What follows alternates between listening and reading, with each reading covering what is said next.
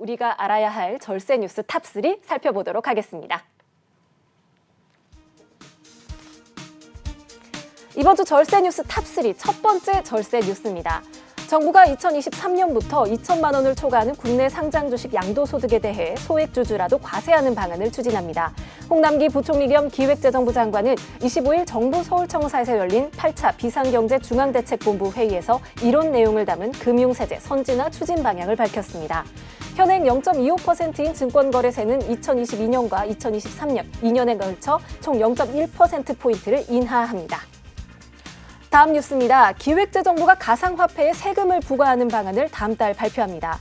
이와 함께 구글, 아마존 같은 온라인 플랫폼 기업에도 법인세와 별도로 디지털세를 부과하는 방안을 검토 중인 것으로 전해졌습니다.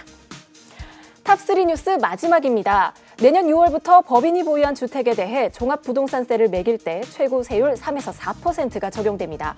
법인이 주택을 양도하면서 거둔 차익에 대해서도 법인 세율 외에 적용하는 추가 세율을 기존 10%에서 20%로 올릴 예정입니다.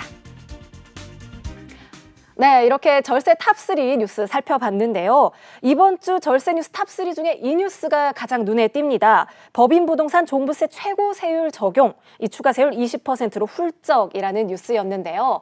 자, 법인이라고 하면 개인과는 좀 상관없을 것 같기도 하지만 영향이 있을 수도 있을 것 같거든요. 자, 세무사님 어떻게 보면 좋을까요? 네, 개인 관련해서 너무 세금에 대한 제재가 가하다 보니까 이제 법인으로 전환하신 분들도 많았는데 이번 발표에서는 법인에 대해서 세금 규제를 강력하게 제한할 예정인 것 같은데요. 우선 법인 같은 경우에 주택담보대출에 대해서 전면 금지하겠다고 하고 있고요. 법인이 보유하는 주택에 대해서 6억 원까지 혜택 주던 거를 공제를 아예 폐지를 하고 개인처럼 2주택 이하에 대해서는 3%, 3주택 이상자에 대해서는 4% 세율 적용한다고 하니 내년부터는 꽤 많은 종부세가 나올 것 같고요.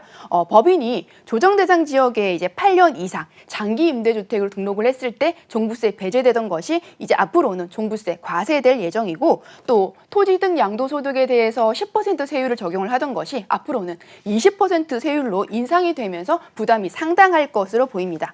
특히나 주택을 거래를 했을 때 개인에게 적용되던 것이 앞으로 법인도 법인용 신고 서식을 따로 만들어서 모든 법인 거래에 대해서 자금 조달, 계획서를 제출해야 된다고 하니까 법인 명의로 주택 취득하실 분들이 고민이 굉장히 많이 되실 것 같으네요.